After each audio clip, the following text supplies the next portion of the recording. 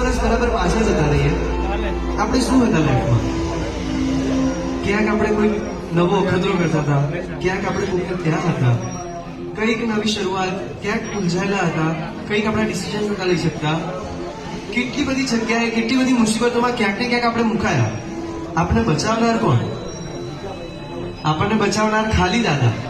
બીજા બધા કદાચ તમને બહારથી સપોર્ટ આપ્યો હશે, પણ અંદરની જે શક્તિ છે ને, એ ખાલી પરમાત્મા તત્વ જ આપી શકે.